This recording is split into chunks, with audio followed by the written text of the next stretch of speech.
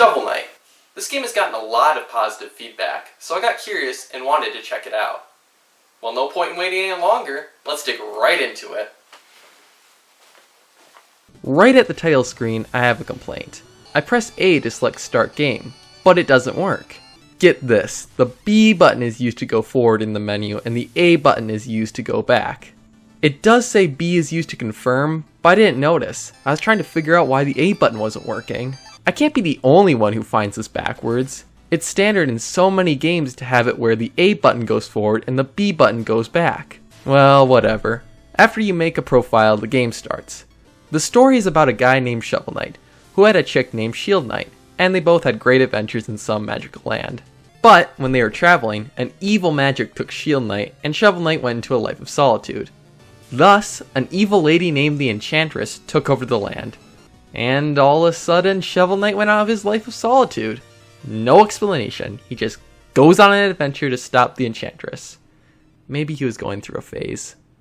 Alright, so now the game begins. As you can see, it is in the style of an 8-bit NES game.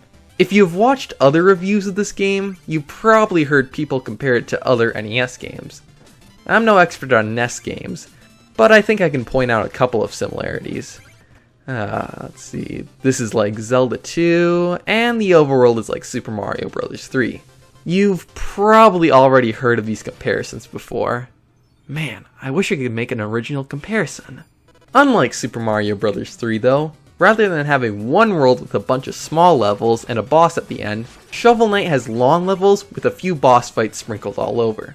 I prefer the way Super Mario Bros. 3 did this, since I felt like I was making some progress. In Shovel Knight, I spend a lot of time in one level, which makes sense because the levels are longer and harder, but I don't really feel like I am making any progress in the game.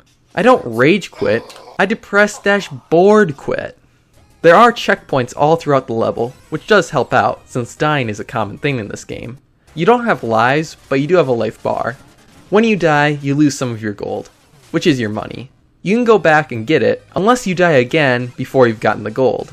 The problem is sometimes you can't reach the gold you dropped without dying again. You may say, well, it would be too hard to program it so that the gold would always be in a reachable area for each part of each level. Then don't do it if you can't make it possible to get without dying.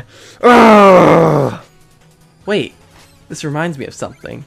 In ZombiU, when you die, you lose your valuables, and you can go back and get them. Hey, Shovel Knight borrows from ZombiU! But you haven't heard that comparison before. The controls are good, but it's a side-scrolling platformer. You can't really mess it up. Except for they did. But during the gameplay, they worked fine. Your main weapon is the shovel. Obviously, it's in the title. But you can get others. You use the shovel for pretty much everything. Attacking, bouncing, digging, and all of the above. As I mentioned, you can get other weapons. Sometimes you can buy them in levels, and other times you get them in towns. You use gold to purchase everything, which explains why you lose it when you die. Towns, which are scattered all around the world, are filled with upgrades, weapons, side quests, and secrets. Not a whole lot to them, but they are important as you'll need to upgrade weapons and armor when you get further into the game. There are a few ways to get gold. You can find it in levels, NPCs, non-playable characters, in the towns will give you gold in exchange for something else. Another way is destroying one of the checkpoints in the level, but you can't use that checkpoint at all.